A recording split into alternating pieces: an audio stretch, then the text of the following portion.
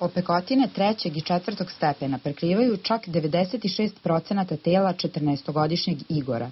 Zbog strujnog udara koji je pretrpeo, njegovi vitalni organi su ugroženi i oni u životnoj opasnosti.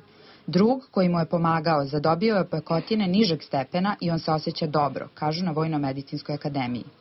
A mi za sada ne možemo dati nikakvu prognozu. Stanje je kritično i mladić je vitalno ugrožen. Ova situacija može potrajati još dan, dva i te kasnije možemo govoriti, ali za sada, još jedanput ponavljam, nažalost, stanje je jako ozbiljno zbog težine povrede koja je zadobijena prilikom udare struje visokog napona.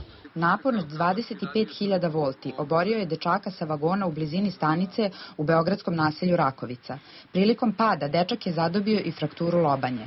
Ta povreda, međutim, nije od ključnog značaja za njegovo trenutno stanje. Kompletan organizam je ugrožen i kada kažemo stanje opekotinskog šoka, onda mislimo da su vitalni parametri cirkulacija, srce, pluća, to je ugroženo, a to je ono bez čega nema života. Ova dva dečaka popeli su se na jedan od železničkih vagona kako bi pisali grafite. Tom prilikom mlađi dečak je došao u kontakt sa strujnim kablom visokog napona, dok je drugi pokušavao da mu pomogne, pa je zadobio lakše povrede i on nije životno ugrožen.